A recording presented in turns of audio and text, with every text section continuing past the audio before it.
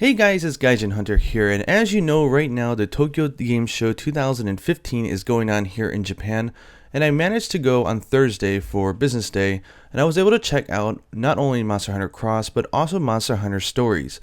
This is the first time they're actually having a playable build on the floor for people to play. It was pretty cool. This is the setup that they had with this nice Tigrex in the background and all the attendants wearing these cool uniforms, and they let us play the game for 20 minutes. Now what this video is going to do is show you the entire demo, which they recently did in a video, but it was all in Japanese, so I'm going to dub over with my own explanation of what you're seeing and what's going on. So I apologize if you have to put up with two different audio tracks. I'll try to put the Japanese lower, but I didn't want to cut out all the game's sound and effects. Anyways, let's just jump in and see the entire demo and see how it was. Okay, when you start at the demo, you do have a choice between either a boy or a girl, and they did mention that although these are the appearances that they're using for this show, in the final game you'll actually be able to tweak your appearance and what you look like, which is going to be pretty nice. Being an action RPG, you're going to be spending a lot of time with this character, so the more customization they add, I say all the better. For this demo, Tsujimoto-san, the producer, decided to go with a boy.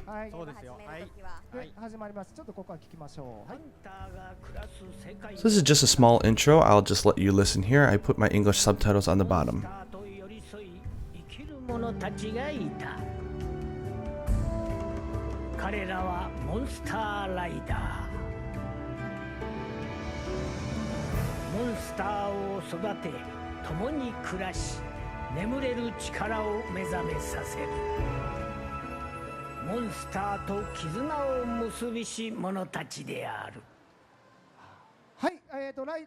So the whole premise of the story, and especially the demo, is that the elder inside your village is looking for a new monster rider, and you're a potential warrior kind of boy who wants to become one. So you end up going on an adventure with this really odd looking feline called Nabiru. It sounds like a girl sort of in Japanese, but it's actually a boy. And although the feline looks really bizarre and weird, they did mention that there's an actual story reason why he looks the way he does. So I'm interested to find out what the heck that explanation might be, because as you guys know, he looks pretty weird. So here in the opening, Nabiru is just letting you know that he's used his feline senses to smell out a nearby egg. Now in the game you find monster eggs, which then you bring back to your village. You hatch them and they become new monster companions. Now, in the fun placeholder English that they used for the overseas visitors, they used a term called a Monstie, and I actually think it's pretty cute, so I'm going to refer to them that way. But again, they haven't even talked about localization in this game, and this game isn't coming out until late 2016 probably, but they just said 2016, so it's a little too early to speculate whether or not this will be localized. It is nice to note here that you do all the normal things that you do in normal Monster Hunter, so you can gather items, you can mine for them, and then you can then use them both in battle, combine them to make new items, and also for crafting. So here it looks like in the demo we've actually run into a Yankuku, which is a lot of people's favorite, so we're going to go ahead and steal an egg. Now, if it wasn't for the cute aesthetic, I would have to say stealing an egg from the mother is kind of a disturbing thing to be doing, so we'll just gloss over that one, shall we? So once you grab the egg, it's just a small little cutscene here where you need to watch out. I'm kind of curious, if you don't dodge out of the way here, I'm wondering what happens if you drop the egg or something. But I think it's natural instinct to just dodge it, so no one really had tried probably. Now you guys can't read the text, but the actual writing is pretty cute. It's pretty standard, I think, for a Japanese RPG. So each of the characters have some nice characterization going on and stuff like that. They also don't voice out exactly everything they're saying. It's just like the top part, so that's good, because if it was all voiced, no one would want to sit through and listen to all of that. So here back at the village, you're just letting the elder know that you found an egg, and now they're going to wait until it's hatched. Now normally I think there's an incubator type of facility in your town, but for the sakes of the demo they jump straight to the hatching phase.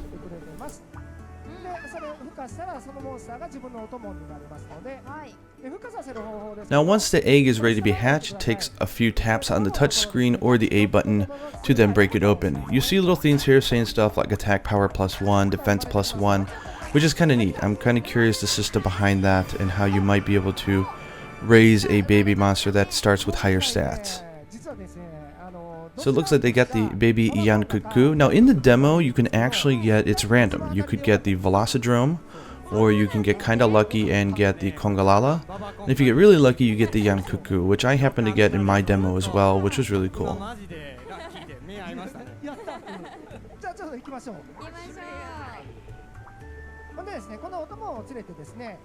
Now this part of the demo is probably the most boring for those of you who do not know Japanese.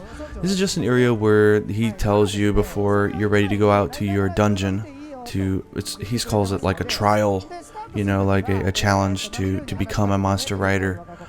Before he sends you out, he wants you to talk to everyone around town, which is a pretty standard, I think, Japanese RPG mechanic. It's worth noting, I think the visual style for this game is unbelievable. I mean, it's really gorgeous, and it performs really well on the new 3DS that they had there. Even for being only 30% done, the game didn't have any real frame hiccups or anything like that. I love the aesthetic here. You see a lot of the monster parts incorporated in like the windmill and stuff like that. And here they have an armory, so you're going to be able to craft weapons. Now in the demo they only had a sword and shield and greatsword, and we don't have confirmation yet whether or not there's other types of weapons. Here there's also item shops as well, and because this was a special stage they decided to go and change their armor just to show off how that works. So this is your just equipment screen, because we're using Yankuku, he decided to change into the Kutku armor. Now one thing that's nice is I don't see like separate parts for all the armor. It's like all or nothing, which could make the game a lot more easier to manage. And they also have mentioned that although they've only disclosed I think about a dozen different monsters that you can become friends with, they said there's a whole lot more. So it makes sense that they wouldn't make you craft every single piece of armor.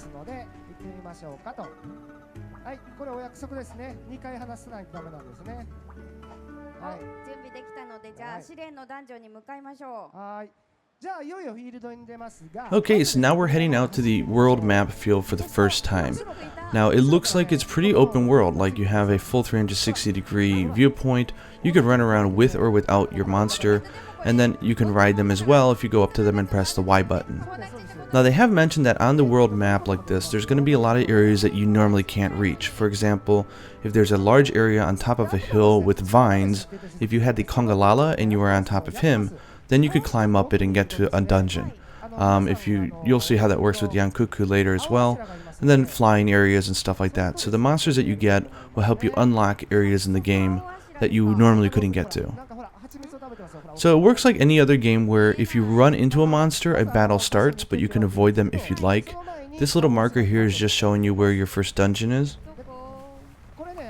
Now in the demo they have an Azeroth sitting there pigging out on honey. So I was pretty happy that in this demo they decided to fight him.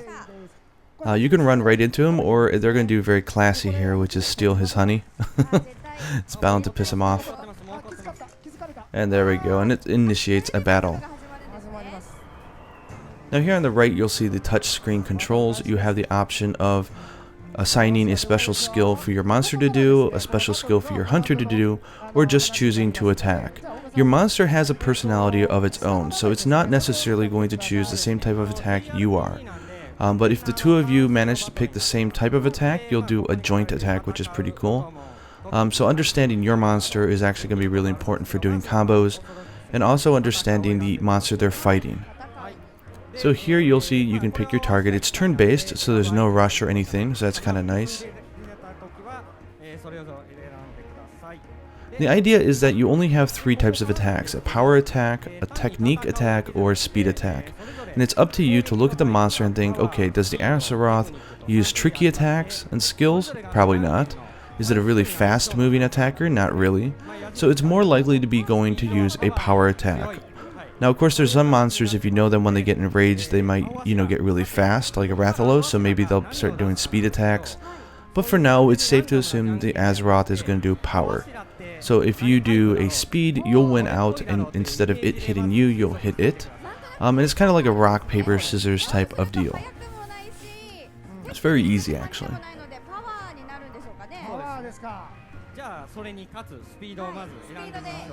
So I'm going to go here and choose speed, and both you and your Monstie both chose speed, which is why the two of you attack at the same time.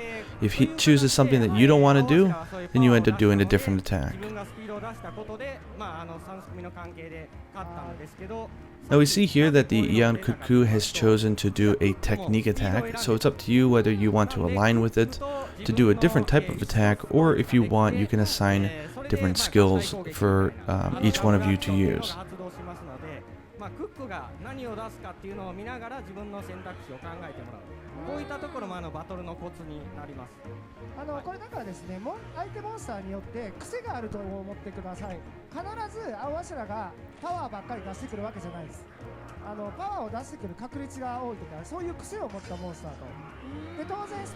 So you can go in here, you see the technique be done by Ian Cuckoo, then you see the attack by the player, and then the bear throw. Now the monsters hit really hard in this game, so I did notice that like 2 mistakes and you could be dead.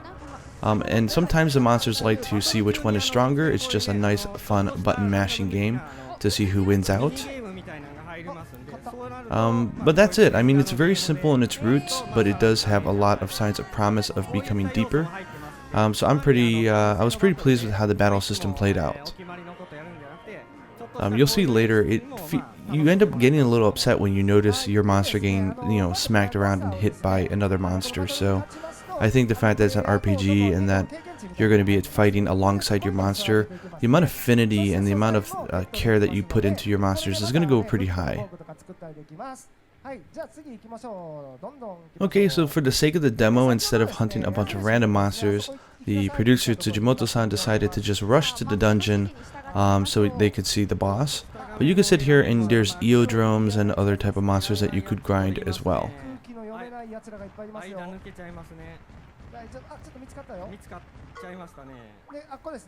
So young Cuckoo of course has a wonderfully strong beak that can break through very hard things. I mean, it likes to eat konchu, right? And those things are made of hard shells. So if you notice, if the hunter goes out towards the dungeon area, there's no way for the player to get in. Now some monsters, like you just saw, if they noticed you, will try to pounce on you, and that will of course initiate a battle. But from the very beginning, you can choose to attempt to run away. It doesn't mean that you're always going to be successful, but you can run away here. Another thing that's worth noting that they didn't show off here is that if you have a party of monsters that you're going with you, you only take one of them into battle, but you do have a swap out button. So if you get to a certain point in the battle you want to swap out to, let's say, a Rathalos, you can go ahead and do that. I don't know how many monsters you can bring with you in one party, but my assumption is probably something like 3. So there we go, we use the Ian Cuckoo to now bust into the dungeon, and they're going to do a mad sprint past all the eodromes and try to get to the final boss. The way the controls work is that the maps are pretty, the auto camera is not bad, like it always moves you straight forward. Then you can reuse the left and right bumper on the left stick and the right stick on the top of the 3DS to rotate the camera left and right. Just barely made it away from the eodrome for the event sequence to kick off. And we have the Rathalos. Now, I don't know about you guys, but I think everyone in the demo was a little shocked when the monster came out. Like, come on, I just learned how to do like a basic battle. You want me to face this thing? Because I really do think the Rathalos visually has a lot of impact, you know? So here we go. Now this is going to be the battle tutorial that teaches you how to ride on monsters and how to do your kinship attacks using that wonderful stone. Now instead of doing normal attacks here, what they're showing off now is the different skills that you can both do as a hunter and the skills that you can assign for your Monstie to do. We'll see how these things worked out. Now the skills all work, they're almost like a limited skill thing, so you could do them like 8 times or only 3 times and stuff like that. Again, the visual presentation is just top notch. It sort of reminds me of what they're doing with Spirits, but actually packaging it in together like an actual game. Now because the monsters hit really hard, you can use items. So you can see here your hunter uses an item on the monster or himself. And since your Ian Cuckoo and the Rathalos both decided to attack, speed beats out power, so you do the attack, but you also get some damage as well when you attack, so you gotta be careful. So at this point now, your gauge in the middle of the touchscreen has filled up completely, allowing you now to ride on top of your monster. Now because the bond between you and your monster is so strong, when you're riding on your monster, you do much more attack and you have much higher defense. So now you're in rider form. Now instead of showing us off how to battle while riding, we're just going to go ahead and use the super attack here, which is the kinship attack they're calling. So this one is so funny.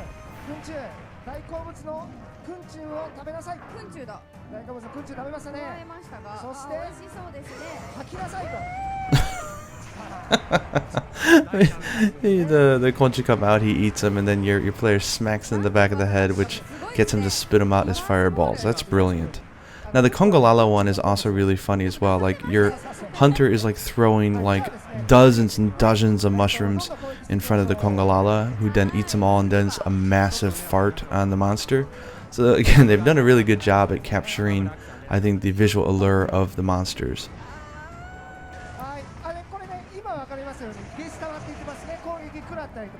Bam. So now to finish off the battle, they're just going to be using different skills here, which are more powerful than your normal attacks. We'll see how they do.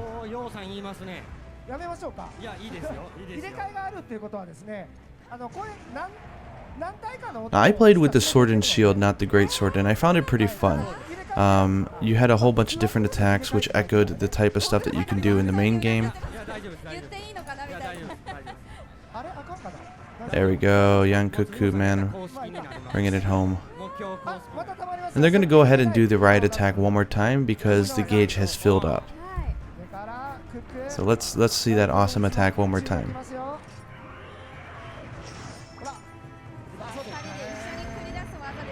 In Japanese, it's called the reverse ball.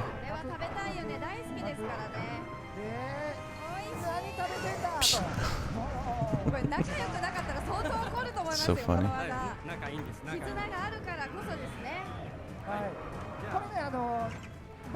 So I think this gives you a pretty good idea, you know, like how the battle works between both aligning your attacks with this rock paper scissors thing, with riding on your monster, and also, you know, doing counterattacks and stuff like that. So the hunter just got lucky in the counterattack there. Right before the hunter died, they killed the Rathalos, so that was a lucky shot.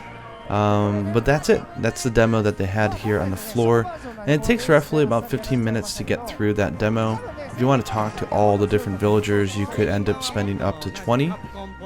And you notice you also get nice rewards, and you probably get more rewards based on your ranking. So there you go. I mean, what did you guys think? There's really not much more to talk about in final thoughts because this is literally everything they had to show at the floor. But for our first peek, I think it was a fantastic demo. I think there's no question that the visual aesthetic is wonderful, and that the monsters are really portrayed nicely. And I just think that it's going to be a really fun game. They've only ever said that this thing's going to be out in 2016. My guess is going to be pretty late. So once they're done with the whole Monster Hunter Cross hype and the sales start waning, I think they'll release this one. Maybe, I don't know. If they're going for a younger crowd, maybe a summer break title would be really great. But they also said in Famitsu recently that it's only 30% done. So this could be like a next September or fiscal year thing. Anyways, I'm pretty excited about the game. I can't wait to see all the different type of monsters that you can ride. And I hope you guys are interested as well. We won't hear anything again about localization until maybe next summer at the earliest, at which point I think we'll start letting them know over Twitter and social channels that we want this game as well. Anyways, I hope you enjoyed the preview and happy hunting.